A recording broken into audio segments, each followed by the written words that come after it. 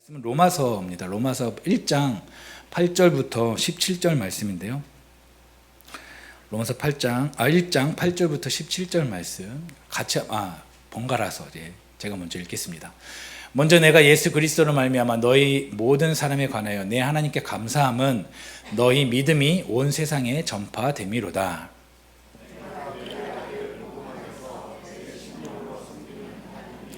나의 증인이 되시거니와 항상 내 기도에 쉬지 않고 너희를 말하며 어떻게 하든지 이제 하나님의 뜻 안에서 너희에게로 나아갈 좋은 길 얻기를 구하노라.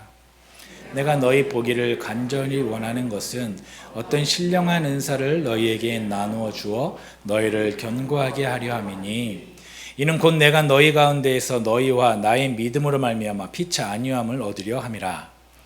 형제들아, 내가 여러 번 너희에게 가고자 한 것을 너희가 모르기를 원하지 아니하노니 이는 너희 중에서도 다른 이방인 중에서와 같이 열매를 맺게 하려 함이로되 지금까지 길이 막혔도다. 헬라인이나 야만인이나 지혜 있는 자나 어리석은 자에게 다 내가 빚진 자라. 그러므로 나는 할 수 있는 대로 로마에 있는 너희에게도 복음 전하기를 원하노라.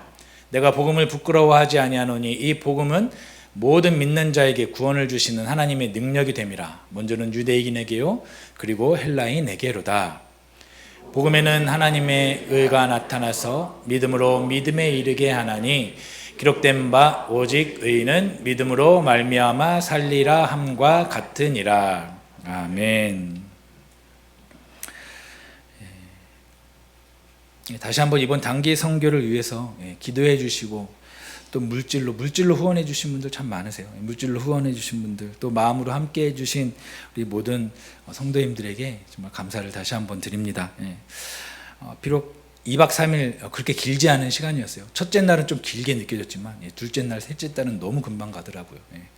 그 짧은 시간이었지만 정말 기도의 능력을 정말 많이 경험한 시간이었고 그리고 모든 부분에서 정말 풍성한 그러한 선교를 할 수 있었다라는 것이죠. 얼마나 풍성했는지는 사진을 통해서 보셨죠. 그리고 간증은 오늘 한 분으로 끝나는 것이 아니라 내일 우리가 갔다 오신 분들이 간증문 내신 분들이 계시거든요. 그 간증문을 다 같이 좀 읽고 공유할 수 있도록 나눠드릴 예정이에요. 그래서 내일도 기대하시고 계속해서 이 선교를 위해서 기도해 주시면 좋을 것 같습니다. 다시 한번 하나님과 성도님들에게 감사를 드립니다. 오늘 본문은 사실 멕시코 단기 선교 둘째 날에 아침에 큐티 묵상했던 팀원들이 다 함께 모여서 묵상했던 본문입니다. 그래서 18명 모두가 다 첫째 날과 둘째 날을 통해서 말씀을 나눴고요. 그렇다고 해서 유창하게 막 나눈 것은 아니에요. 막 이것은 이렇고 저건 저렇게 이렇게 나눈 것이 아니라 이 말씀 한 구절이 나에게는 어떻게 다가왔습니다. 그 정도로. 제가 왜 이 말씀을 드리냐면 그런 나눔을 한다고? 선교 가서? 나 그런 거 못하는데 내년에 못 가겠다. 그렇게 생각하시는 분이 없도록. 만약에 그런 생각이 드시는 분들은 다녀오신 분들과 꼭 다시 한번 상담을 해 주시길 바랍니다. 그런 마음이 바뀔 거예요. 그렇게 부담스럽지 않다. 자, 오늘 본문은 사도 바울이 아직 방문하지 못했죠. 그 로마 교회를 향해서 자신의 어떤 선교적인 열정 그리고 복음의 본질 그것을 고백하는 내용으로 되어져 있습니다. 그렇기 때문에 오늘 본문의 말씀은 우리가 전도나 선교를 해야 하는데 왜 해야 되는지 그 정확한 이유에 대해서 너무나 잘 보여주고 있는 본문이죠. 그래서 단기 선교 팀들도 둘째 날 조금 힘들었겠지만 몸쪽으로 많이 피곤했겠지만 이 말씀을 붙들고 오늘의 이 말씀을 붙들고 끝까지 포기하지 않고 최선을 다할 수 있었다라고 저는 생각하고 있습니다. 맞죠? 네. 오늘 아침에 성도님들도 바울의 이 고백을 통해서 우리의 삶에서 무엇이 정말 중심이 되어야 하는지를 다시 한번 우리의 신앙을 잘 정립해 나아갈 수 있는 그런 시간이 되었으면 좋겠습니다. 오늘 본문은 로마서를 여는 로마서의 서문이라고 말씀드렸죠.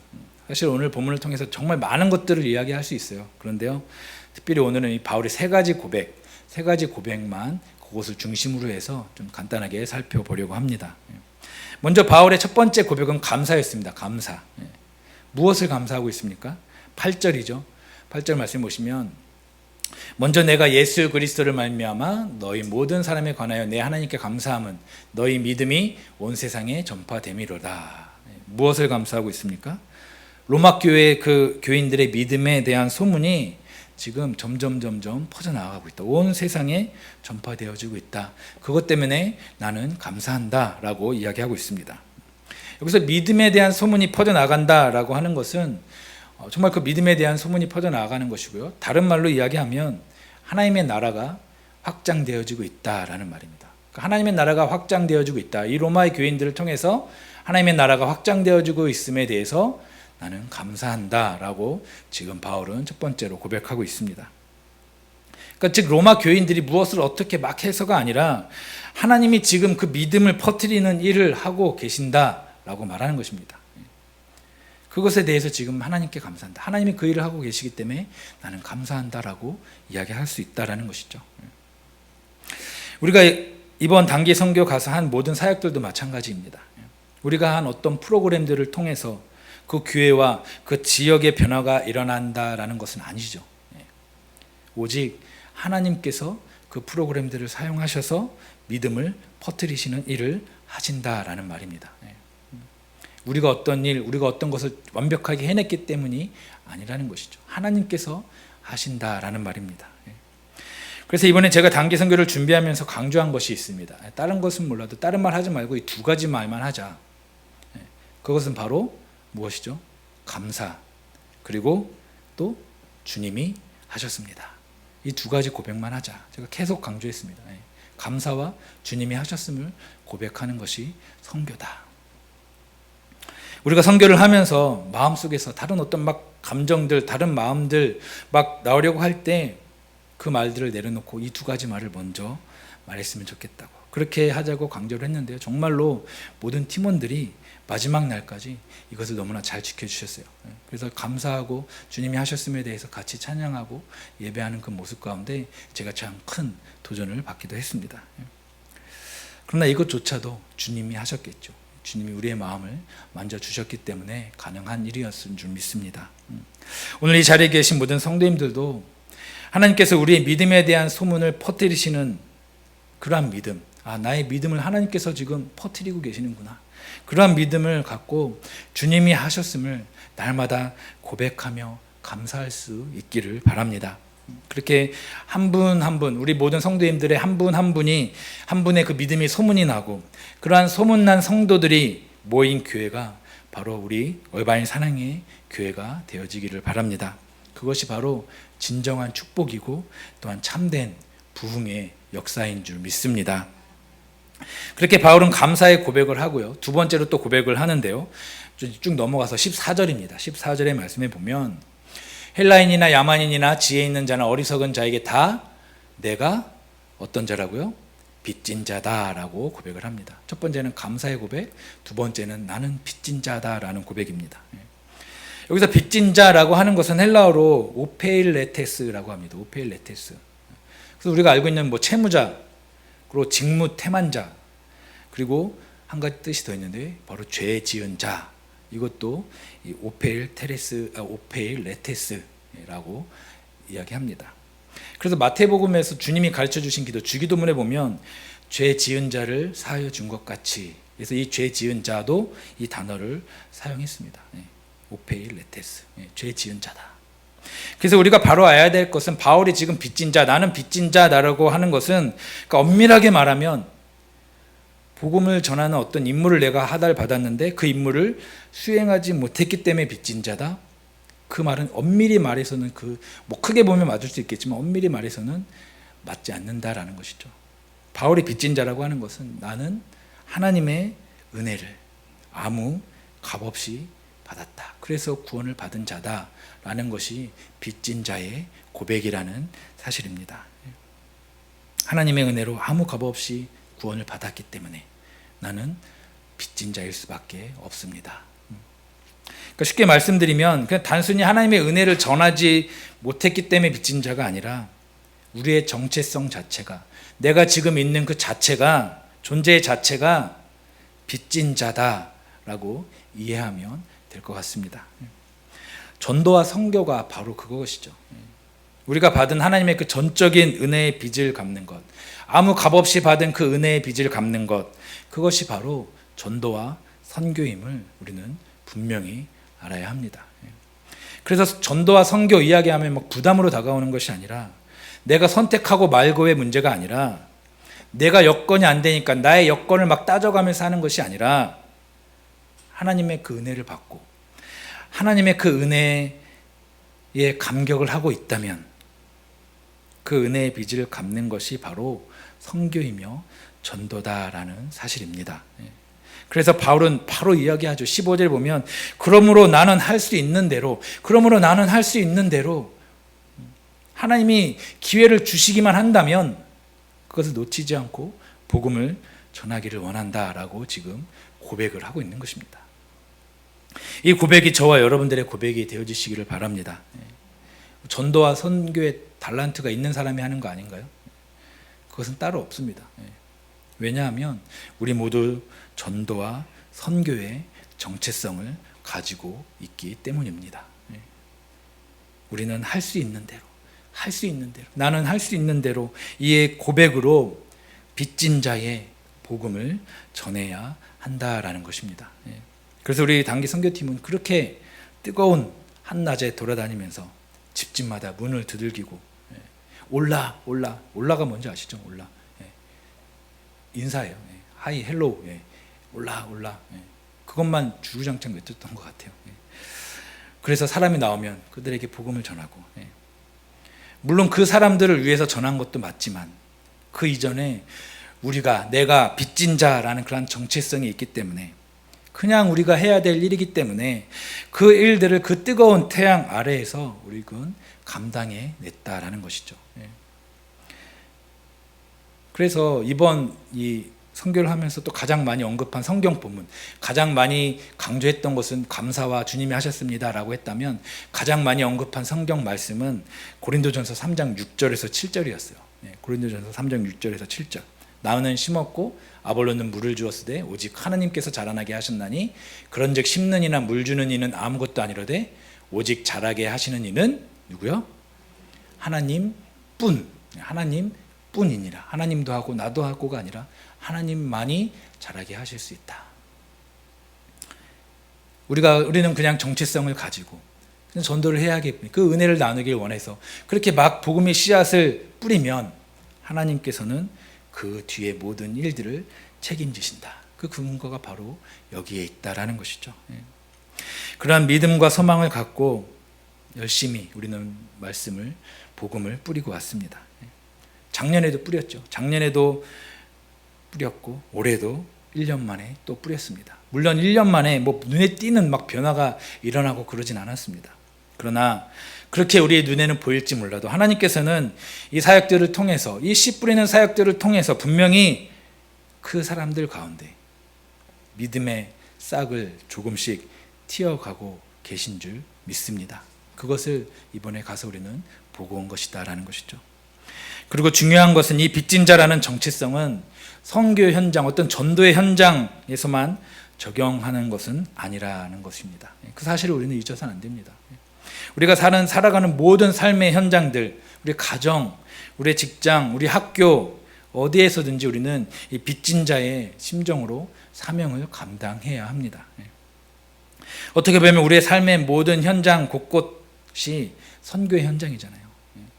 먼 곳, 멕시코, 먼 우리 다른 나라가 아니라 믿음이 없는 곳, 하나님을 모르는 곳에 복음을 전하는 것, 복음의 씨앗을 심는 것이 바로 선교라는 것입니다. 그래서 항상 어디에 있든지 이 하나님의 은혜에 빚진 자, 하나님의 은혜에 감격하고 있다면 그 빚진 자의 심정으로 그 정체성을 놓치지 않고 영혼들을 긍휼히 여길 수 있는 그러한 저와 우리 모든 성도님들이 되시기를 바랍니다. 그리고 이제 오늘 본문에서 마지막으로 바울은 한 가지 더 고백을 하는데요. 핵심 구절이기도 합니다. 그래서 우리가 많이 암송하기도 했죠. 복음에는 무엇이 있다?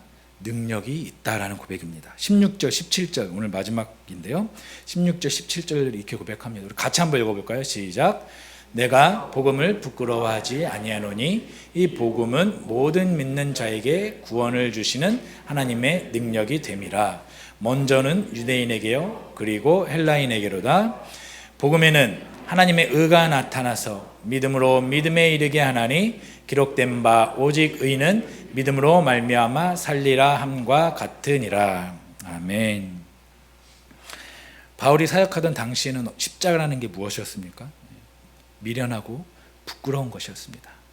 유대인에게는 거리끼는 것이었고요, 헬라인에게는 미련한 것이 바로 십자가였습니다. 십자가의 그 복음이었습니다. 그러나 바울은 무엇이라고 이야기합니까? 그 복음을 나는 부끄러워하지 않는다. 나는 절대 그것이 부끄럽지 않다. 왜냐하면 이 복음이 우리 인간에게 있어서 가장 중요한 문제인 그 죽음의 문제를 해결하는 하나님의 능력이기 때문에 나는 이 복음을 절대 부끄러워하지 않는다. 부끄러워할 필요도 없다. 이번 선교 현장도 마찬가지였습니다. 우리가 한 것은 전도하고 초청해서 우리가 준비한 것들을 보여주고 먹여준 것이 다입니다. 언어에도 한계가 있었고요, 세상의 기준으로 보면 한참 모든 것이 다 부족했을 것입니다. 그러나 그 서툰 언어로 하는 간증, 찬양, 그 몸짓들, 그를 통해서 우리가 아닌 복음이 선포되어졌고 그 복음의 능력으로 그 멕시코 사람들의 마음이 열리게 되어지고 곳곳에서 아멘이라는 고백이 나오게 되어지는 그런 역사가 일어날 수 있었다라는 것입니다. 정말 복음이 하나님의 능력이 되어지는 그러한 현장이었습니다. 그리고 이 하나님의 능력은 우리가 그것을 떠났다고 해서 같이 떠날까요? 그렇지 않죠. 여전히 그 자리에 하나님의 능력, 복음의 능력으로 머물게 되어지면서 그곳에서 분명히 하나님의 나라가 또 세워지게 되어진다라는 것입니다. 그래서 우리가 아까도 찬양했죠. 내가 밟는 모든 땅 주를 예배하게 하소서. 내가 밟는 모든 땅 주를 예배하게 하소서. 이것이 선교의 가장 기본적인 원리입니다. 이 고백처럼 우리가 다녀온 그 멕시코의 때까때 땅 가운데 복음의 능력이 계속해서 강하게 적용됨으로 말미암아 주를 예배하는 자리로 세워지게 되어질 줄 믿습니다. 그 결과 그 땅 가운데서 17절 말씀처럼 오직 의는 믿음으로 말미암아 살리라 라는 말씀처럼 죽었던 영혼들이 복음의 능력을 통해서 예배의 회복을 통해서 살아나고 있다는 그러한 좋은 소식들이 끊임없이 들릴 수 있도록 계속해서 그 땅을 위해서 기도할 수 있는 저와 여러분들이 되어주시기를 바랍니다. 또한 그렇게 복음의 능력을 신뢰하며 빚진 자의 정체성을 가진 성도들은 한 마음과 한 뜻을 품을 수밖에 없겠죠. 빚진 자가 품을 수 있는 마음은 한 가지밖에 없습니다. 무슨 마음입니까? 바로 하나님 아버지의 마음이기 때문에 그 마음으로 한 마음과 한 뜻이 되어질 수밖에 없다라는 것입니다. 누가 말하지 않아도, 누가 막 강요하지 않아도, 누가 막 끌고 가지 않아도 하나님 아버지의 마음이 있는 곳에 우리의 마음이 동일하게 있게 되어지고, 아버지의 눈물이 고인 곳에 우리의 눈물이 동일하게 고이게 되어지고, 아버지가 울고 있는 그 땅, 내가 가야지 하면서 발걸음을 가고 있을 때 내 옆에서 또 그렇게 같이 가고 있는 걸음을 발견하는 것, 그것이 바로 한 마음과 한 뜻을 가진 교회인 줄 믿습니다. 이렇게 억지로 한 마음이 되기 위해서 노력하는 것이 아닌 각자가 빚진 자의 마음을 깨달아 하나님 아버지의 마음으로 굳게 하나가 되어지는 우리 얼바인 산행의 교회가 되어지기를 바랍니다. 말씀을 마무리하겠습니다. 사실 저는 이번 단기 선교 때 이 둘째 날이 말씀을 묵상하면서 로마서니까 많이 제가 보지 않았겠습니까? 말씀을 묵상하면서 다시 한번 좀 생각해 보게 되어졌어요. 내가 목사이지만 로마서를 이렇게 많이 읽었지만 정말 빚진 자로서의 내가 책임을 다하고 있는가? 빚진 자로서의 정체성을 가지고 있는가? 그동안 안일하진 않았는가? 아니면 빚진 자가 아니라 이 선교를 하면서 이 멕시코 이 사람들보다 내가 조금 더 나은 자라고 교만한 생각은 가지고 있진 않았는가? 그렇게 좀 다시 한번 돌아볼 수 있었어요. 그 당시에 뭐 나누진 않았지만 마음 가운데 그러한 좀 찔림이 있었어요. 내가 정말 이 빚진 자의 마음으로 이곳에 왔는지, 아니면 내가 조금 더 낫기 때문에 못한 사람들을 그냥 돕기 위해서 왔는지, 뭐 드러내지 않았지만 마음속 깊은 곳에 그러한 마음이 조금이라도 자리 잡고 있었다라는 것이죠. 그러면서 다시 한번 하나님 나에게 낮은 마음을 허락하여 주시옵소서. 빚진 자의 그 정체성을 굳건하게 하나님 하여 주시옵소서라고 그 아버지의 마음을 허락해 달라고 기도할 수 있었습니다. 오늘 우리 성도님들도 정말 내가 얼마나 빚진 자로서의 정체성을 가지고 살았는지, 나의 삶의 자리에서 얼마나 그 복음의 능력을 신뢰하면서 전했는지, 씨앗을 뿌렸는지, 아니면 혹시 그 복음을 부끄러워하고 있진 않았는지, 또한 나의 믿음의 소문이 전파됨으로 말미암아 하나님 앞에 감사하고 있었는지, 아니면 나의 믿음을 숨기기에 바빴는지, 정말 깊이 한번 돌아볼 수 있는, 우리의 마음 깊은 곳에 어떤 마음이 자리 잡고 있는지를 돌아볼 수 있는, 또 점검할 수 있는 오늘의 이 아침 시간이 되어지기를 바랍니다. 혹시 빚진 자의 마음이 어떤 마음인지 송 목사가 지금 얘기했는데 뭔 말인지 모르겠어 하시는 분들, 이 한 문장만 딱 기억하면 될 것 같습니다. 나의 온 몸이 아버지의 마음을 아는 것. 그래서 내 모든 삶이 아버지의 삶이 되는 것. 나의 온 몸이 하나님의 마음을 알고, 그래서 나의 삶이 아버지의 삶이 되는 것. 그것이 바로 무엇이다? 빚진 자의 마음이다. 정체성이다. 그것을 믿고 우리의 모든 삶을 아버지 하나님의 삶으로 만들어갈 수 있는 저와 우리 모든 성도님들이 되시기를 주님의 이름으로 축복합니다.